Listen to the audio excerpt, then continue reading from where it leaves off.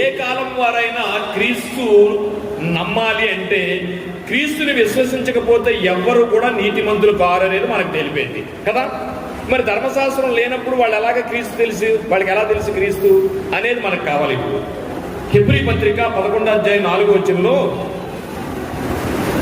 ఎలా విశ్వాసులు అయ్యారు? ఫస్ట్ మనకి ఏబేలు కదా మొట్టమొదటి వాడు. మరి క్రీస్తు లేడు కదా, మరి నీతిమంతుడు అయ్యాడు కదా. ధర్మశాస్త్రం మూలంగా ఎవడు నీతిమంతుడు కాలేదని పౌలు గారు రాస్తున్నారు కదా. ఒక్క నిమిషం అండి. మరి ఏబేలు నీతిమంతుడు అన్నాడు కదా. ఇప్పుడు ఏబేలు ఎలా నీతిమంతుడు అయ్యాడో మనం చూద్దాం. వండర్ఫుల్ అద్భుతమైన లేఖనాలు దేవుడు మనం ముందుంచాడు. హెబ్రీ పత్రిక 11:4 విశ్వాసమును బట్టి ఏబేలు కయ్యూను కంటే శ్రేష్టమైన బలి దేవునికి అర్పించెను. దేవుడు ఆ అర్పణను గూర్చి సాక్ష్యం ఇచ్చినప్పుడు చాలండి. ఇప్పుడు మనం ఏం చదువుకున్నామంటే జాగ్రత్తగా ఆలోచించండి. నెంబర్ 1, నీతిమంతుడు లేడు, ఒక్కడు లేడని ఎందుకన్నాడంటే ధర్మశాస్త్రం మూలంగా ఎవడో నీతిమంతుడు కాడు, క్రీస్తును నమ్మకుండా ఎవరు నీతిమంతులు కాలేరు. ఇప్పుడు ఏబేలు గారు ఉన్నప్పుడు క్రీస్తు ఉన్నాడా? లేడు. కానీ ఏబేలు నీతిమంతుడని తీర్చబడింది. ఎలా అయ్యాడు అంటే ఇప్పుడు హెబ్రీ పత్రిక 11:4 మనం చూడవలసింది ఏంటంటే, మనం చదువుకున్నాం, విశ్వాసమును బట్టి ఏబేలు కయ్యూను కంటే శ్రేష్టమైన బలి దేవునికి అర్పించెను.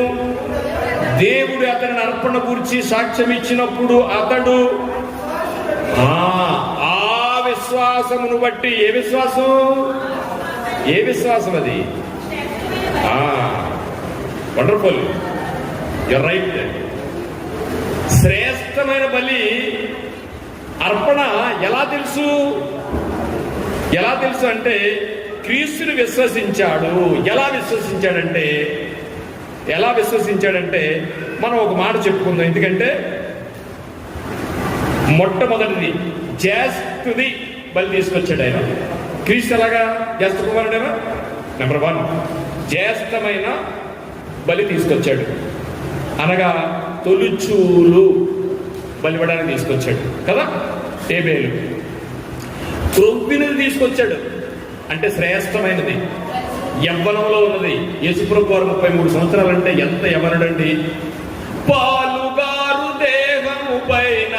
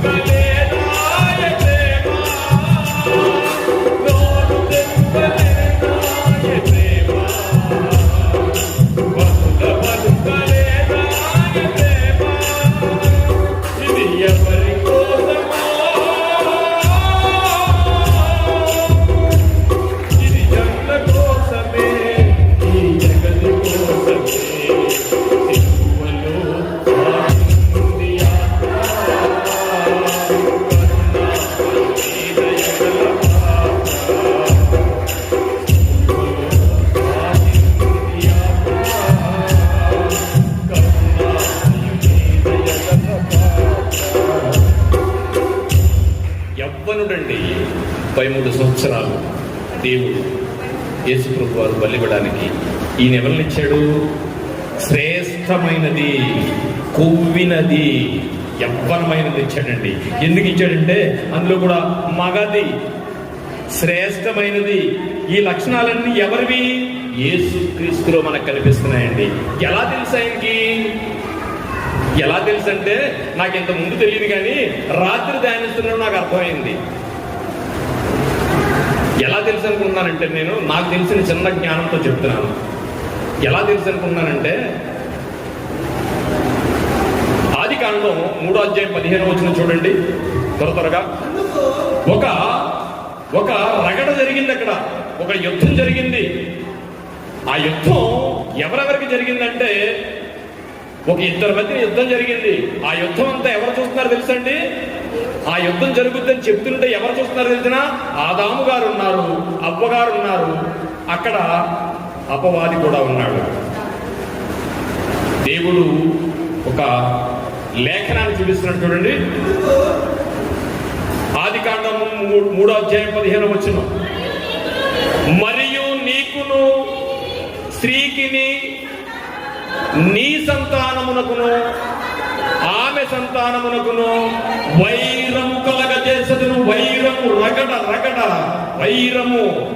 ఎప్పటిదా వైరం అంటే ఆది కాండంలోనే, ఆదిలోనే దేవుడు ఒక వైర్యాన్ని పెట్టాడు. అక్కడ వైరాన్ని అక్కడ ఏమన్నాడండి?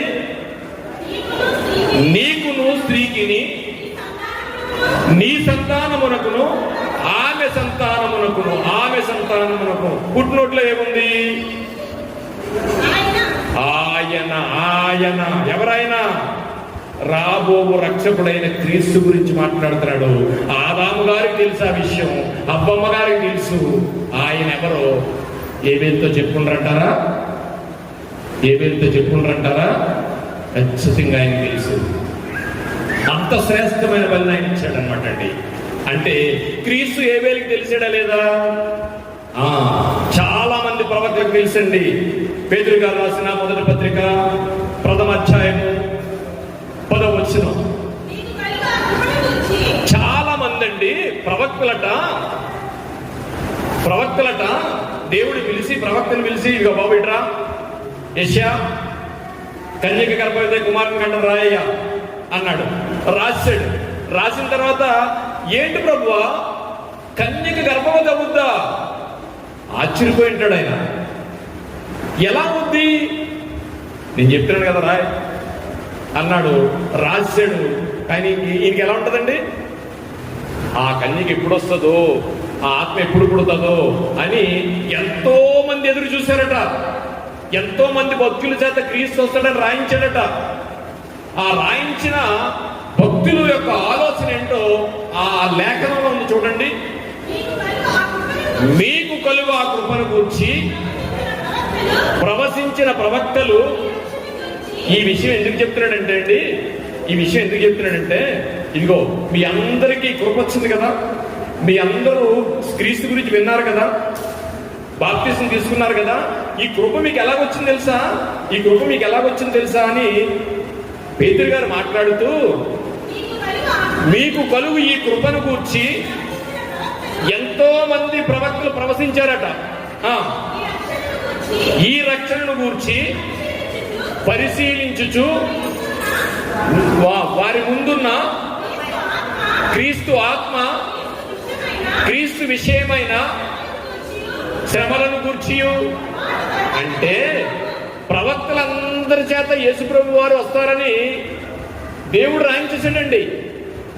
ఆ రాయించిన వాళ్ళందరికీ క్రీస్తు గురించి తెలుసా? తెలుసు. కానీ ఆయన ఎప్పుడు వస్తాడని ఎదురు చూసి చూసి చూసి అసువులు బాసి వారందరూ ఏం చేశారు? దేవునిలో నిద్రించారు.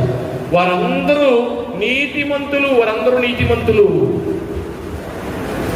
నీతిమంతులు. క్రీస్తు ఆత్మ, క్రీస్తు విషయమైన శ్రమలను గూర్చి. ఆయన దేని గురించి రాయించాడంట? ఆయన పుడతాడు, శ్రమలు పడతాడు, శ్రమలు పడి మళ్ళా పునరుద్ధానుడై లేస్తాడు, లేచిన తర్వాత శ్రమలను గూర్చి ముందుగా సాక్ష్యం ఇచ్చినాడు. ముందుగా అనేక మంది ప్రవక్తల చేత రాయించాడట. ఆ ఆత్మ ఏ కాలమున ఎట్టి కాలమును సూచించునో అని ఎంతో మంది భక్తులు ఏబేలు మొదలుకొని జకరియా గారి వరకు ఎదురు చూసి చూసి చూసి ఆయన రాక దానిని విచారించి పరిశోధించింది. మీకు అర్థమైందండి? క్రీస్తు ధర్మశాస్త్రం రాకముందు, ధర్మశాస్త్రం వచ్చిన తర్వాత మనం ఏమనుకుంటున్నాం? నీతిమంతుడు కాడు, క్రీస్తు గురించి తెలిస్తేనే అని పౌలు గారు రాశారు. ఇక్కడ వాళ్ళకి ఎలా తెలిసింది? ఇదిగో రాబో క్రీస్తు గురించి వీళ్ళందరూ రాశారటండి. ఆ ఆత్మను మనం చూద్దామని ఎంతో మంది ఎదురు చూశారటండి. అంటే ఇప్పుడు ఆలోచించండి, మరి అబ్రహాం గారు ఎలా నీతిమంతుడు అయ్యాడు? అప్పుడు ధర్మశాస్త్రం కూడా లేదు కదా అంటే దేవుడే సాక్ష్యం ఇచ్చాడు. ఏమని? ఇదిగో అబ్రహాము నా కట్టడలను గూర్చి తన పిల్లలకు తన ఇంటి వారికి తెలియచేసినట్లు నాకు తెలుసు అని అబ్రహాం గురించి గురించాడు. అంటే క్రీస్తుని నమ్మాడా? ఎస్. బలి ఇవ్వడానికి వెళ్ళాడు, కత్తెత్తాడు, అక్కడ బలి జరగలేదు, కానీ ఇచ్చినట్టుగా రాశాడు. నీతిమంతుడయ్యాడు ఆయన. ఇలా చెప్పుకుంటా పోతే అండి ఎంతమంది నీతిమంతులు ఉన్నారంటే మరొక వచనాన్ని చూడండి. యోబు గారి గురించి చూద్దాం ఒకసారి. 19వ అధ్యాయము 25వ వచనం చూడండి.